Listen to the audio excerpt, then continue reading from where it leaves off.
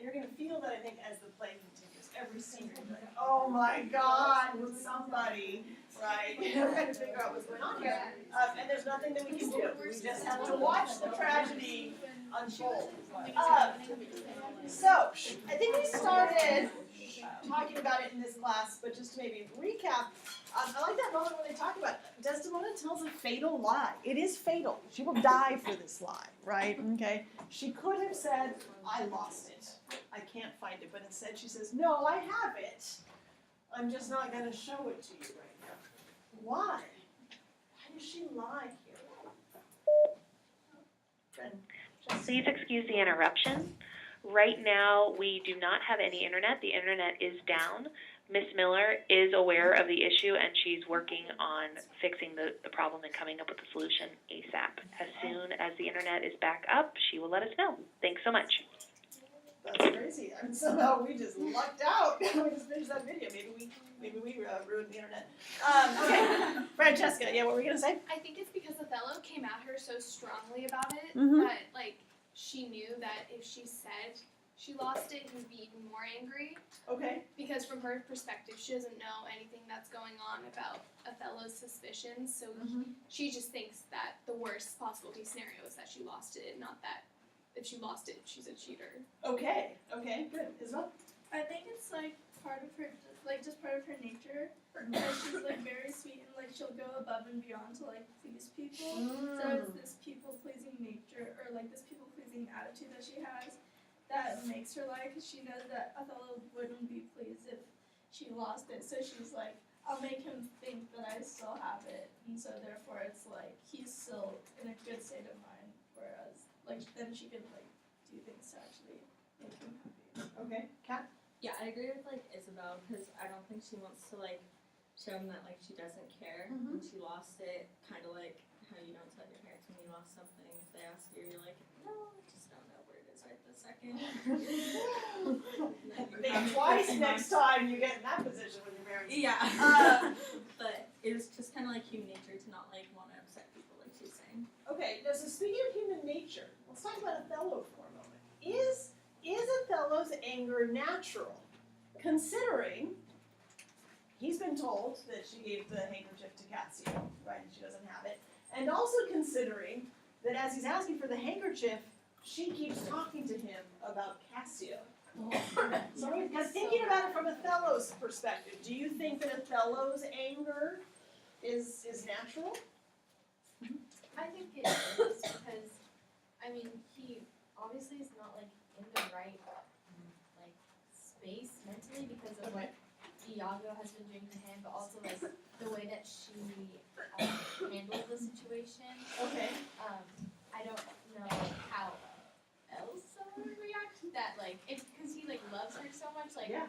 I would be upset too if like someone was doing that to me. Okay. Okay. Good. Ellery.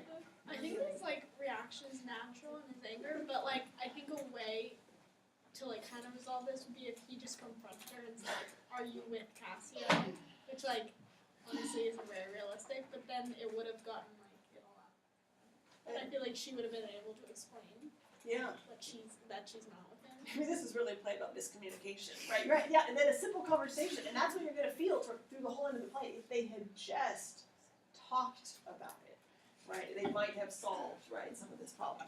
Julie? Yeah, I think that most of his anger was like justified, like it was natural, but like to the point where he wants them both dead, I feel like it was kind of driven by Iago, so Oh, it yeah. wasn't all like his natural reaction. Okay.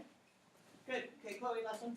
I think he came into the conversation already like sort of angry, just because of the ideas Cassia put in his head, and then her reaction was kind of like defensive, and I think he could tell that, Yeah, so it made it worse. definitely. And unfortunately defensive for the wrong reasons. Yeah. Right, and gave it defensive nonetheless. Okay, she clearly can tell he's upset. So I want to just point out kind of one really, I think, simple but significant line. If you turn to page 137, she recognizes, right, that something's bothering him. And she says, I think it's about line 118, "My Lord is not my Lord."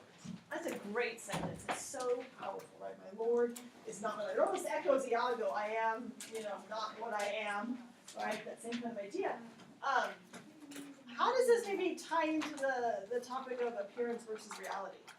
My lord is not my lord. Francesca? Because it goes off to the whole thing that like he at first like the whole time just fell in love with Othello. He was reasonable and thoughtful and rational. Yes. And now he's turning into someone who she doesn't even know it's not the man she fell in love with. Excellent. Yeah. Think about that. The real Othello we know too was reasonable, calm, rational, authoritative, eloquent, respectful, and he is not, right, that same person. Yeah, so like the line, it just means like he's not himself, so then that could, I don't think, well obviously she doesn't know what Iago's doing to him, so she doesn't know that, like, or she like, the person she fell in love with is not the person he's turning into, but she doesn't know what's causing that, so she's just like, I thought you were this way, why are you sending me this other Good. person? Well, let's unpack the cause. What does she think the cause is? She has an idea that she thinks might be driving him this way. Kira? Something about the war, or like maybe it's not going his way right now. Yeah, definitely. She's saying, oh, it's his job, right? Men, they have a hard time at work. They come home, right? They take it out, right? Kind of on us wives. That's what she's thinking it must be. Amelia, however, has a different idea. What does Amelia think is the problem? Do you remember? She says that someone's like telling him what. Is this the part? Well, later on she does say that, and so she starts to kind of keep developing the same theory. So yeah, later she thinks someone must be telling him something. Yeah, that's in 4.2. Isabel? She kind of said, or she brings up jealousy and stuff like that. And so it's kind of cool because like you see the parallels between Iago's thoughts on jealousy and Amelia's thoughts on my jealousy. goodness. And they both use like the word monster to like describe jealousy. So I think that's just weird, the parallels. Excellent. Yeah, it totally echoes exactly what you said. Yeah, everyone turn to page 139, and here's the quote that Isabel was talking about. Another great quote about jealousy, right, from Shakespeare, where, Amelia says, but jealous souls will not be answered so. They are not ever jealous for the cause, but jealous for their jealous. 'Tis a monster begot upon itself, born on itself. Yeah, she definitely echoes that language, right, of jealousy kind of as a monster. But what does she suggest about jealousy? What's her point here? I think it's kind of an interesting point. Stephanie? But there's no like purpose behind jealousy. Jealousy just is as it is. It just is. It is just one of those emotions that exists, right? Isabel? It's like there's really no reason behind that you can support behind like having jealousy because when she says like jealous or they are not ever jealous for the cause, it's kind of like just the simple like idea. There's no evidence required. It's just like once it becomes present, it'll just like grow and, as she says, born on itself. Good.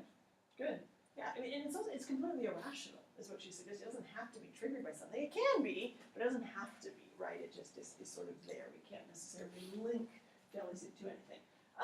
If you kind of think about Shakespeare's play, I mean, he's really driving a point home about how awful jealousy is, right? Go back to when he compared it to a poison gnawing, right? Iago's inwards, and Iago says it's a green-eyed monster that doth mock the meat it feeds on. Here she says it's a monster begot upon itself. Jealousy is an emotion you want to stay clear of. Are you going to be able to do that your whole lives? No, it's not possible. Remember this play, though, when you find yourself, right, being kind of maybe consumed a little bit by jealousy and envy. I read something kind of last year in sort of my personal life where it was sort of, whatever, issues with jealousy, and I was teaching Othello at the time, and I was like, oh my God, Shakespeare 400 years ago nailed it. Right, the jealousy will destroy, right, things that are kind of otherwise, sort of beautiful and pristine. So he's really driving that point home through the different characters. Amelia also provides some interesting insight on men in the scene. Does anybody else remember that wonderful quote where she uses some interesting figurative language to describe men? Gabrielle? Is it tis not a year or two shows a man bare, but stomachs we are full of food. He is hungry and therefore the It's so beautiful in a very disturbing way. Yes, on page 135, lines 97 is where it starts, right? Yes, tis not a year or two shows us a man, right? That yeah, it's not going to take long for men to really show their true natures to us. What are their true natures? Let's unpack this figurative language. What does that mean? Their stomachs, and they eat us hungrily. Oh my goodness, Isabel. It's like how they use the word appetite to, I think, describe like, sexual desire and things like that, and how women are like just objects to them that they can consume and then just throw away. Like, I think it is. Definitely good. I think this kind of parallels what Iago thinks about women. Oh, Because like he says that like women just follow their sexual desires. that's true. And they just like they don't care, but then Amelia says that men do that. So Well, that's a really good point. They are very similar, Yeah. Amelia and Iago, right, in their beliefs. Wonder if their relationship has something to do with that. Okay, yes, and what about by kind of describing women as food? I think Isabel started us with this. What else does that sort of suggest about women? Kind of objects, but just disposable, right, as well, right? Okay, because if you think about it, you're hungry, you get full, and then you get hungry again and hungry again. Right, okay, that they're just sort of, kind of something to be sort of used and abused, right, by men. And then I love it, then they just belch what is left, which is, even though it's a natural body function, right, it's one that we tend to associate with kind of, gross or base behavior. Yeah. Maybe also like there's different options. Oh, like a smorgasbord of women. Yeah. Right. Okay. Sort of different options. But you're right, they'll just sort of keep coming back and taking, right, kind of what they want. So, what does this reveal to us about Amelia's character? We learn a lot more about her in this scene. We're going to learn much more about her too in Act 4, Scene 3, which I think you'll enjoy that conversation. What are we learning about her? Isabel? It's kind of like what Natalia said. She's similar to Iago in the way that she's not naive and like very loving like Desdemona is. She really sees like the facts, and I think it's because of her relationship with Iago, how it's kind of like pretty terrible, that she's kind of given up on any fantasy of love and stuff, and so therefore she's only like, love, there's no such thing as love. Okay, so sort of not idealistic, not romantic, not naive. Yeah, Stephanie? I see Amelia as like really like street smart almost. Yeah? And she knows her way around like certain things. She's almost like the underdog of the book. Like she's very smart and she brings up things that are actually true. Nobody really pays attention to her. Okay. Good. Francesca, then Kira? She's very aware of like how the society works, and she knows like she's not like she doesn't try to do anything about it. Yeah. Like even though she's aware that like women have their place, she just accepts it, I guess. She does, on some level, seem to accept it. You're right, but is acutely aware of the reality. Kira and then Ellery? I feel like she's also logical and she sees the facts. In this way, she's almost analytical and like rational. Because I feel like the primary reason for her like getting the handkerchief was saying like, oh, if I do this, then I can better my relationship with Iago. But I feel like it wasn't emotional. Like, I'll get him to love me. I don't think that was the reason. I feel like it was more like, it'll better my relationship. Okay. Ellery? I just think that Iago doesn't treat her in any special way. I think he just kind of treats her as he views her. And so I think that she just kind of applies that to everything in her life, like nothing sugar-coated. Good. Yeah, definitely. She's very, I think, a good word to describe her, and honestly, Iago as well, cynical. Right? They both seem, especially in terms of relationships, right? They both seem rather cynical about the opposite sex, and about love relationships, right? Love is not a huge factor kind of driving things. It's a realistic, you're right, kind of rational approach. A sad and bitter one as well. And of course, that's most likely rooted in their relationship.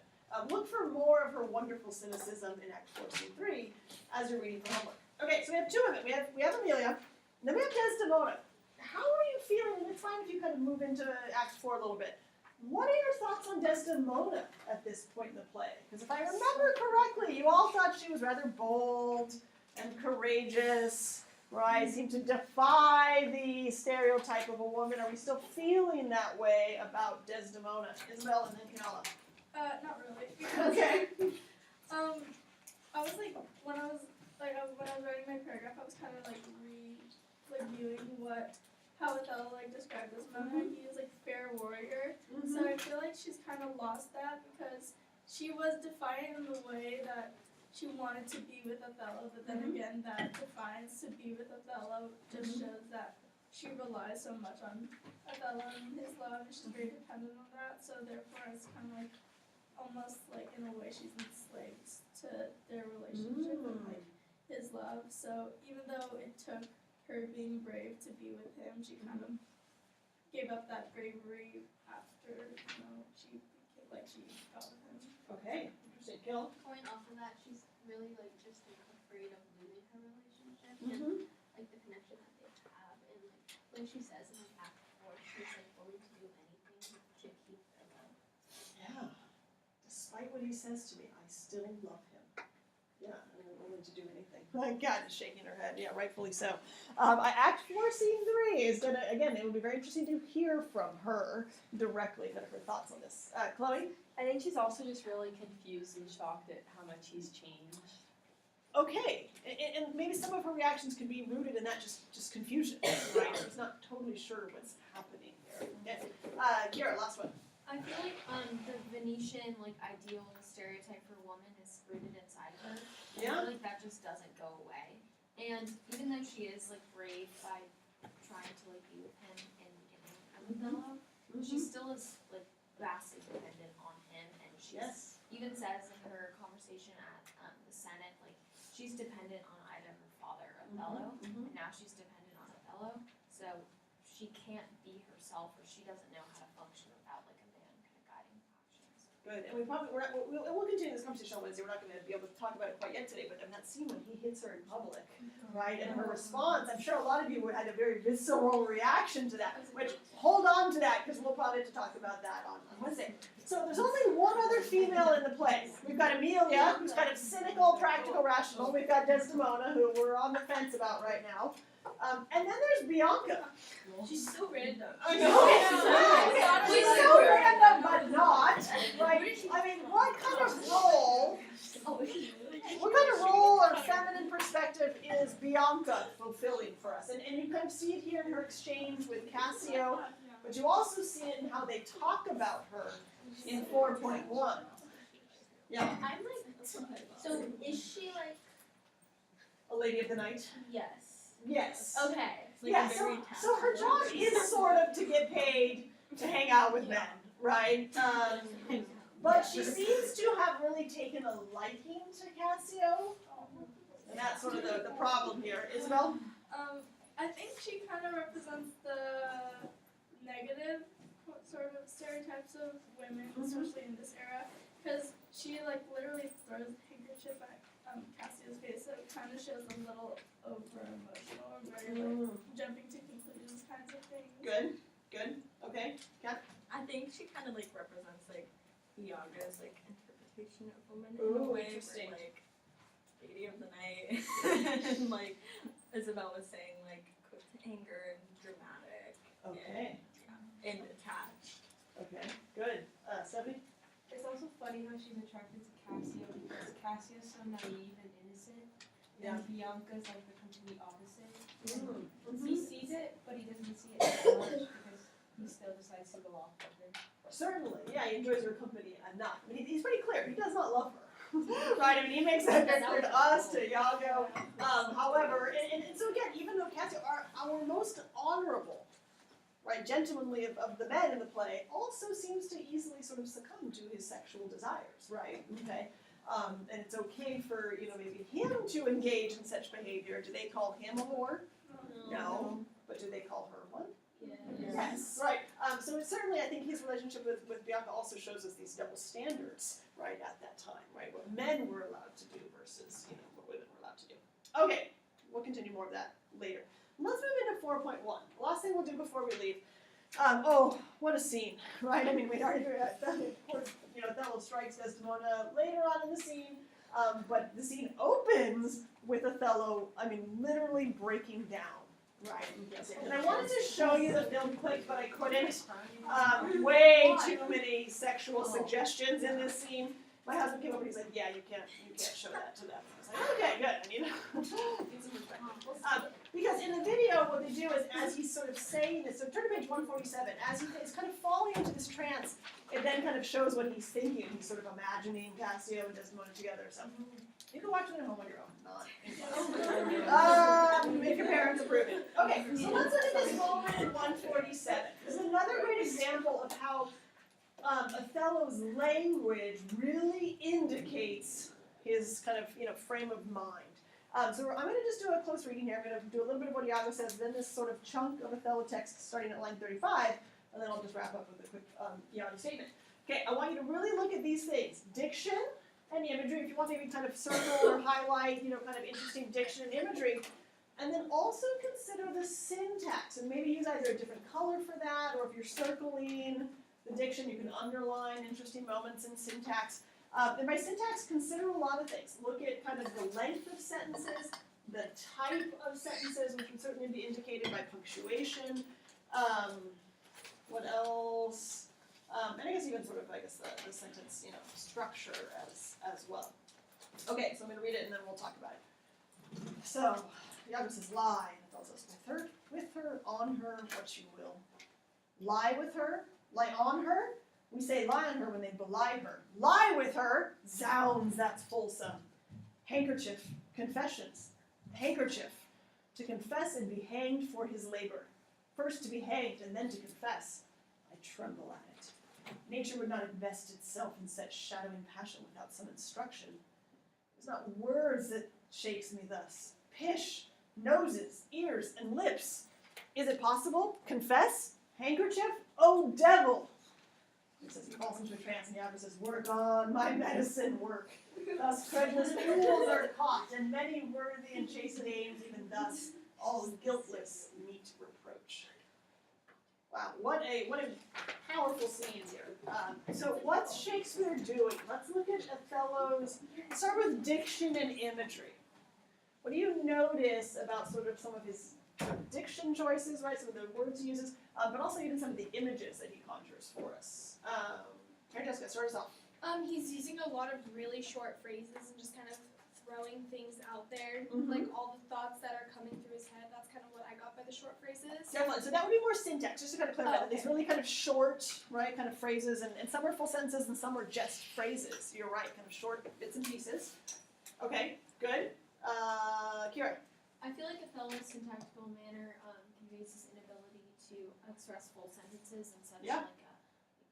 Iago basically is feeding him information about his wife's infidelity, and he's like, he keeps repeating lie with her, and he uses it several times. Okay, so yeah, so maybe so these short bits and pieces suggest that he can't even get kind of full thoughts out, right? That he's sort of flooded maybe with these ideas. Okay, Isabel, and then Gabrielle. This is kind of similar to what Kara said, but just the repetition of like lie, handkerchief, confess. Mm. But like when you look at all those words, they're all kind of like the key like things that are going through Othello's mind and what are really triggering him to get thrown into this fit, because it's like lie also can mean like lying in bed, but also like Desdemona like lying to him. Good. And then the handkerchief again, that significant like piece of proof that like is the only thing Othello needs to prove the infidelity, and then confess is like really I think that's like his subconscious coming out, where he just wants answers and he wants like Desdemona to confess. Good. Yeah, I mean they're inextricably linked. You're right. These three things: sort of the lying, the confession, the handkerchief, and maybe even the hanging. That's the justice, right? That could come later. That those four things seem to all be kind of linked together. Gabrielle, you okay? He also mentioned like the imagery of noses, ears, and mouths. Oh. So I thought maybe like he was thinking about the list of Desdemona. Yes. Because he mentions like the shadow of passion. Love it. I love it. Yeah, those are sort of the shadow passions, the noses, the lips, the eyes. Okay, good. Stephanie. Also, when he says to confess and be hanged for his labor, Mhm. and then he switches it around to first to be hanged and to confess, Yeah. he's so mad at Cassio that he just wants him dead before he even starts to confess. Good. Confession may not even matter at this point, right? What about kind of the punctuation? What do we notice here? You notice how punctuation can? There's a lot of exclamation marks. A lot of it, which sort of bespeaks what? That he's very passionate about this. Very passionate. And Yes. angry. Yelling, angry, It's upset. like short circuiting. Well, and he does. I mean, he starts falling into this trance here, right? Kira, hold on, hang with me for a second. It also shows that like in the beginning he was questioning, he was like lie with her, but then he fully goes into anger and things. Good. I mean, there is still confusion within him. How, right? I mean, kind of what's happened here, Isabel? There's like 3 Yes. dashes. Good. So it shows like his like jumping around his thought and how he can't even process like what he's hearing.